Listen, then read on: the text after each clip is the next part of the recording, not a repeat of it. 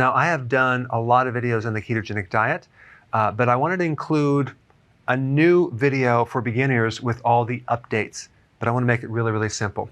So let's just start with the basics. What is a ketone? A ketone is not a fat, it's not a carbohydrate, it's not a protein. It's kind of a combination, or it has characteristics of both a fat and a carbohydrate, but it's not either.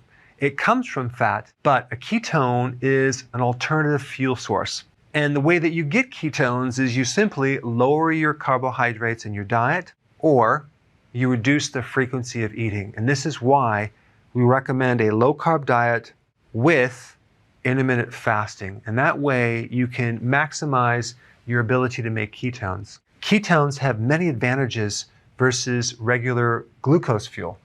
Number one, it will increase your oxygen in your body. Number two, it increases your energy.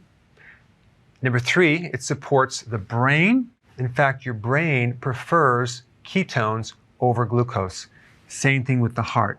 If your heart is damaged or your brain is damaged, ketones are the answer, and they can bypass the mechanical damage pathways and feed the tissues directly. Most of the body tissues can run in ketones, but some parts need glucose. And this is the confusion that people have. They think they need to consume glucose to get glucose. No, there's something called gluconeogenesis, okay? Glucose, new, genesis, the creation of. Your body can make glucose if it needs it from fat, ketones, proteins. You don't need to consume carbohydrates to get glucose. Now, it does take time to turn the fat into ketones. It's going to take between 3 to 5 days. It all depends on how damaged insulin is in your body, how damaged your pancreas is. If you are a pre-diabetic, if you are a diabetic, if you have insulin resistance, it's going to take longer and longer to adapt. But by lowering the carbs and going on intermittent fasting, you'll get there a lot faster. That explains how to get into ketosis. You lower the carb and you lower the frequency of eating. Now, why would you want to do ketosis? What is the big benefit of doing that? Well, you're going to lower insulin, and most people have high insulin. Rarely does your doctor ever test you for insulin. They'll test you for glucose, but not insulin. If they did, they probably would find higher levels of insulin. The test that you would want to do is called HOMA-IR, and that will pick this up. Too much insulin causes insulin resistance. Insulin resistance is behind prediabetes. Insulin resistance is behind metabolic syndrome, high blood pressure, fat in the gut area right through here. And prediabetes leads to diabetes. So in reality, diabetes stems from high levels of insulin at a certain point. And so keto and intermittent fasting will lower insulin. And that is the big benefit of doing this. There's a lot of other benefits too. You can reduce fat in your liver. You can improve your cognitive performance. You can improve your mood. You can help decrease blood pressure, decrease inflammation, improve your energy, and decrease your belly fat. But the real big benefit that allows you to do this eating plan is your hunger goes away, okay? Without being hungry all the time, it makes it really easy to do long-term as a healthy lifestyle. And there's even an additional benefit if you're doing intermittent fasting, that's autophagy. Basically what this is, it's a recycling of garbage in your tissues. So all the damaged protein, the protein that your body doesn't need, it's clogging everything up. Guess what? Your body will recycle that and turn that into new amino acids. That's one of the big things about autophagy. To do this, you have to fast at least for 18 hours. So the combination of keto and IF work very, very nicely together, because if you just do keto without intermittent fasting and your metabolism is slow, you may not achieve your weight loss goal or your other goals, because it would take a very, very long time, and sometimes it's not going to work. Why? Because the frequency of eating in general will trigger insulin. So the frequency of eating is actually very, very important in relationship to you lowering insulin. All right, then you have this concept of a healthy keto plan versus dirty keto. Of course, we recommend the healthy keto, and this basically is higher quality ingredients, grass-fed, wild-caught, pasture-raised versus conventional type foods right here. With healthy keto, you're focused on nutrient-dense foods. With dirty keto, you're really just focused on keeping your carbs low. When you do healthy keto, you end up looking a lot better than doing the dirty keto. All right, the rule of thumb is don't eat unless you have hunger, okay? Unless you have the sensation of being hungry.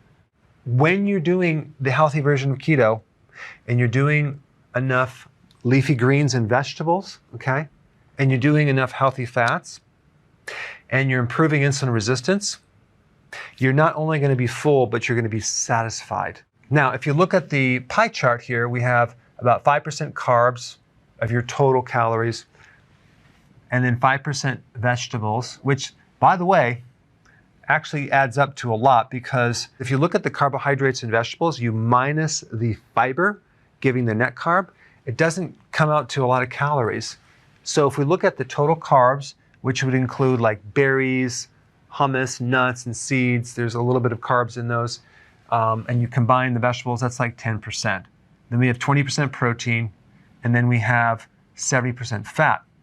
Now, the fat looks like a lot, but realize fat is basically double the calories of other macronutrients. But if we actually look at an actual plate with your food on the plate, if you just look at it like this, to keep it really simple, half the plate vegetables, okay?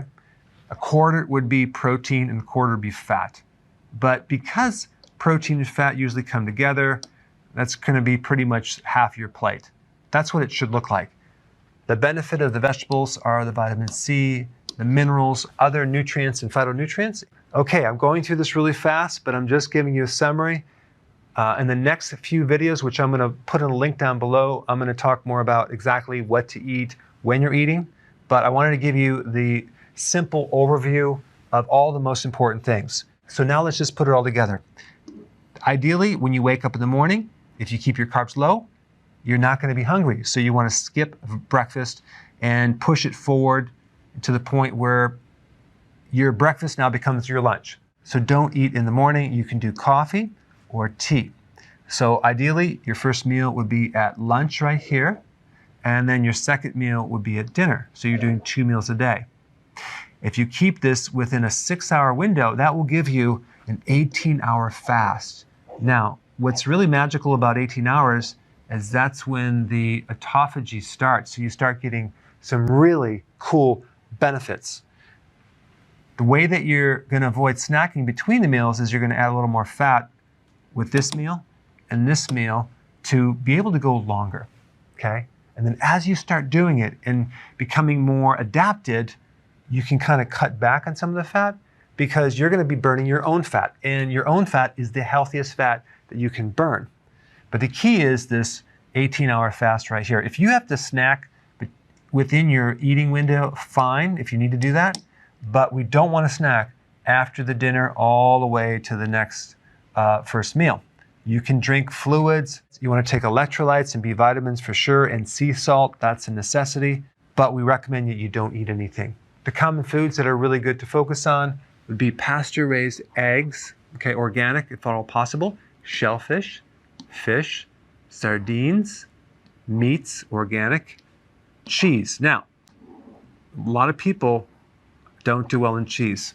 Cheese has a lot of hormones. It's not good for people with prostate issues. It's not good with people that have allergies. So some people do not do well in cheese. Personally, I do a small amount of cheese, and if I'm going to consume cheese, it has to be grass-fed organic. I usually get European cheese, and I don't have a tremendous amount, but you can overdo it with cheese. Olives, that's a must. Avocados, lots of vegetables, 7 to 10 cups, very beneficial. Nuts, for some people, they don't do well on that, especially if they're prone to kidney stones. You have to be careful with almonds, okay, as well as spinach. So I'd avoid those if you're prone to kidney stones. Also, seeds like sunflower seeds, perfect on a ketogenic plan. All right, here you have it, the basic ketogenic plan for beginners. So if you want more knowledge on how to create a healthy body, Subscribe now and get daily notifications.